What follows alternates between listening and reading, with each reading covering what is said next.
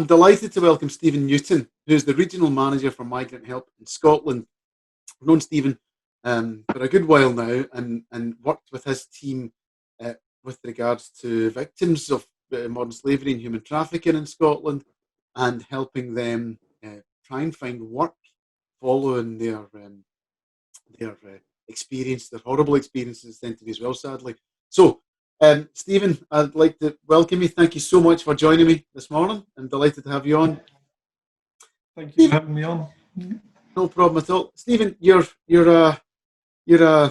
worked in the sector with regards to, when I say sector, with regards to supporting victims for a long time. Because prior to Migrant Help, you had another role within this sphere.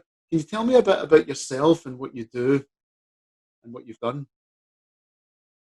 Sure, yeah. So I moved into this sector back in early 2017. So I started working down in the south of England on the UK's National Modern Slavery Helpline. Just started there working on the helpline directly as an advisor and kind of went from there. Worked there for just close to 3 years. And sort of ended up supervising on the helpline for a while, and then was just looking for sort of a change of role, but staying within the sector, which I'd sort of come to feel was something I wanted to do with my life. But then saw an opportunity for sort of taking on the regional management of Migrant Help's trafficking support services in Scotland. That was back in early this year, so February I started, just this February, just before it all went a little bit interesting with all the lockdowns and everything. So yeah, I started in early February, back up in Scotland for this role with Migrant Help. Yeah. And so tell me, so you're with Migrant Help now in Scotland, you're covering the region.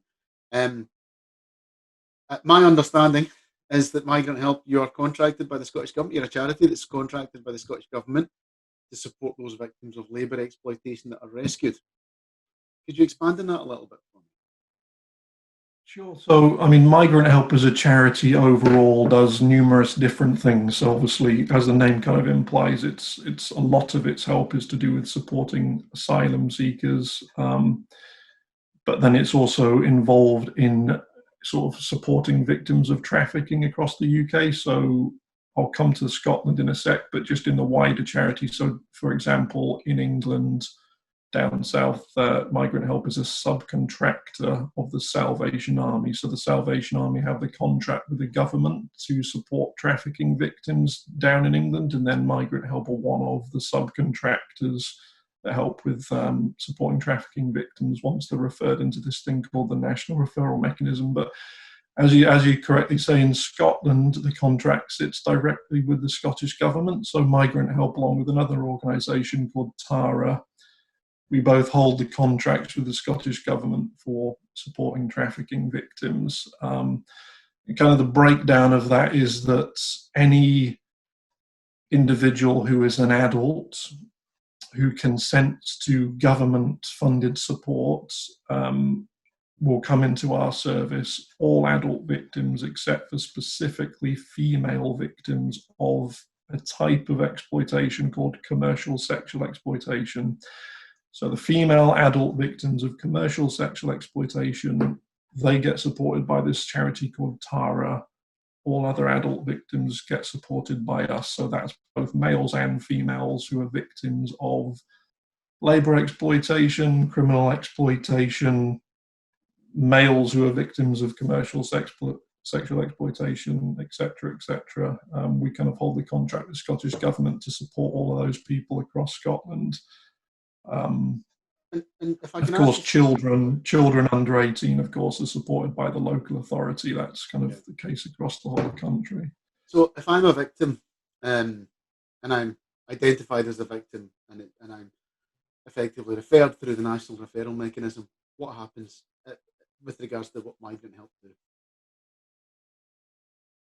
Basically, once you're referred into our service, so there's a number of different routes through which someone can get into our service depending on who that victim encounters. So maybe it's someone that's been encountered by police, maybe it's someone who's been encountered by immigration authorities, maybe it's someone who's already claiming asylum and the solicitor identifies that they might be a potential victim. Whatever the kind of route of identification is, the main thing that needs to happen is that something called a national referral mechanism form needs to be completed, and the adult needs to consent to entering that service, and that form needs to be completed specifically by someone called a first responder. So there's a list of first responders, but essentially that's often police or somebody in the local authority. It doesn't include solicitors, so often solicitors will refer them to us for us to complete the national referral mechanism form, because we're one of the charities that's able to complete that form. So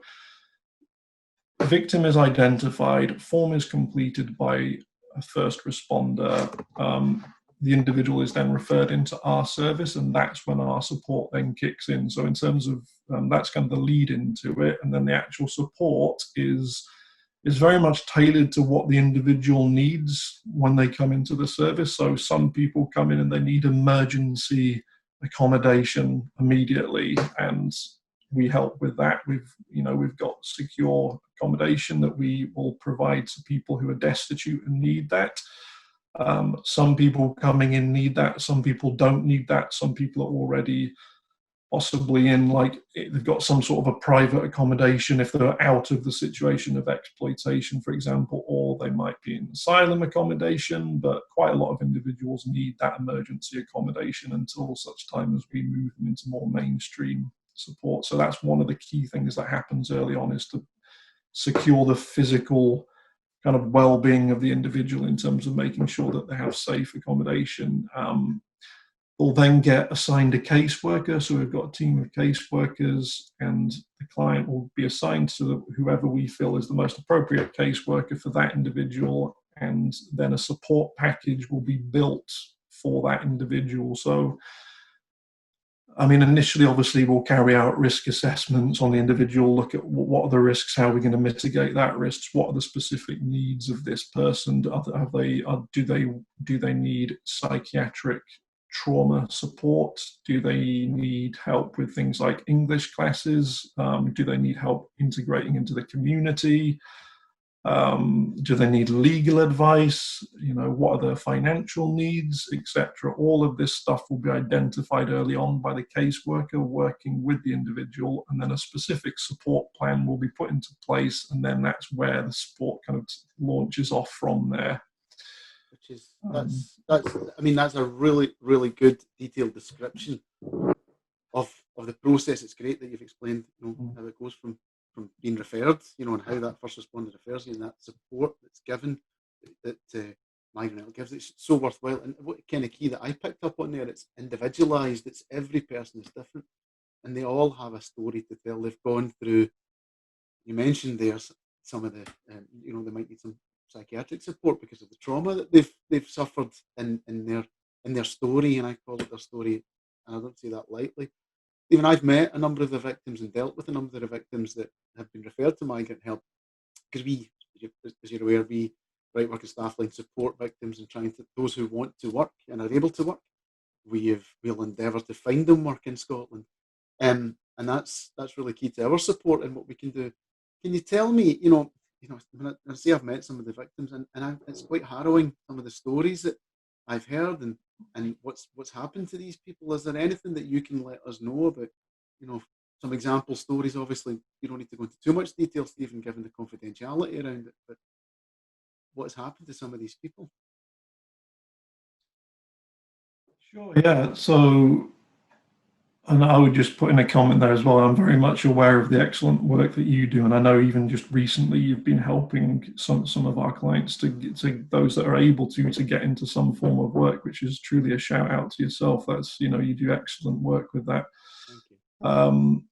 I think so. Many of the people that come into our service, into our support, have gone through things like experiences like criminal exploitation, where, for example, they are maybe being trafficked into the UK and kind of like forced to work in, on a cannabis farm, for example, would be a typical example of someone that would come into our service. So they'll have been kind of shut into a cannabis farm, not able to leave it, sort of required to be in there tending the plants, and sort of under threat of, different penalties for if they were to try and escape that situation. So that's sort of a typical example of what somebody might have gone through. Other individuals might come into the service having gone through various forms of labor exploitation. So they might have, it's happening kind of in all sorts of different areas. So construction industry, agriculture, places like nail bars, car washes, etc. Those are some of the sort of areas where it would have been happening. And then there's certainly in terms of individual cases, for example, there's so many. I'm trying to think of what a good one or two examples to give would be. Somebody that we're supporting who's sort of 7 years of being kept under very, very close control by exploiters, doing physical labor for the exploiters for many, many years. Just trying to make sure I don't reveal too much about specific situations, but that's one typical example. Or somebody that, I mentioned earlier, for example, that TARA are the organization that support female victims of commercial sexual exploitation. So it's not that uncommon for someone to come into the service who's been a victim of more than one type of exploitation. So they might have been referred into the service as a victim of, say, criminal exploitation. So maybe they were, when they came to the attention of somebody that referred them into the National Referral Mechanism or the NRM, maybe they were being exploited through cannabis cultivation or labor exploitation, whatever it was. But then when they come into our service, we find out as they gradually get to know the caseworker more and they begin to open up more that maybe actually the type of exploitation that's most affected them is that maybe they were a victim of commercial sexual exploitation as well at some point in the past. So they might have gone through horrific experiences of obviously, being forced to carry out those sorts of activities against their will, and having all dignity stripped of them, being forced to do those acts. And then we might, for example, then say, okay, this person's actually more suitable for the TARA service, for example, so we'll partner with them and move people. It's basically according to whatever the victim feels is the type of support they most need based on what they've gone through. And that's, does that kind of, that does cover it. And I understand the confidentialities, and unfortunately, or fortunately, I'm privy to a lot more information, probably because of the work that we do in supporting some of those victims. So I know their stories, and yes, Stephen, you've given a very good overview. And sadly to say that, we had a podcast recently with DS Phil Capaldi from Police Scotland, and he talked exactly what talked in detail about what you're talking about with regards to the criminality behind it. So an individual who's been used for sexual exploitation, why that criminal organisation or criminal behind it or controller, that individual, will then look at labour exploitation as another way because they're just trying to make money out of a human being, and that's all this really boils down to, isn't it? Sadly. I think so. Yeah, sorry. It's a bit of a delay there. I think sometimes it shocks me still, despite being in the sector for a few years, it shocks me sometimes still when I come across, when some of these survivors come into our service, just the way that you see them functioning, you can tell that there's someone that's spent a long time under very, very close control and living under constant fear of being punished for, breaking quote unquote rules, etc. So for example, I'm thinking of one guy that was in our service, and every we had to educate him that he wasn't required to kind of like perform labor for us, if that makes sense. Like, this individual was so conditioned by the years and years of being exploited that they felt like every time there was like something in the building or something, or one of the secure accommodations that was wrong, like an immediate need to jump in and like feel like they needed to perform the sort of the labor, if that makes sense. And then I'm thinking of another individual that's been in our service who everywhere that this individual walks, they're kind of like looking in the shadows type thing. They constantly feel like they're being surveyed, like the exploiters can be anywhere around the next corner type thing. So it just has that, it leaves that impression on people. And I have to say, it's one of the rewarding things is that after, a few weeks, a few months, you do gradually see people who have been exploited to that level starting to kind of regain a bit of their natural self and kind of like start to become a bit more trusting and engaging more and more and not quite as kind of terrified of everything. But that certainly takes time, that process. And obviously at that sort of level, that's not just us working to try and help that individual. As I mentioned previously, those sorts of people will be linked into psychiatric support services. We work closely with an organisation called the Anchor service, which is part of the NHS, which offers trauma support to any of our clients that wish to take that up. And we also, I'm getting a bit off topic here, but we also offer a lot of sort of crisis counselling sessions as well to people that come into the service that are at that point where they just need sort of immediate psychiatric help. They need immediate intervention, and this, to me, as we come to a close here, Stephen, it's just, I hope for the people watching and listening who have an interest in this topic in Scotland, they now get a feel for the real life effect that this has on individuals. And I think Stephen has talked about the psychiatric input that needs, interventions that need to be put in place to help support these victims. They need to be kept safe, and they need to be supported. And we are luckily and privileged to have Stephen and his team in Migrant Help, his team of caseworkers that are there helping these individuals one by one.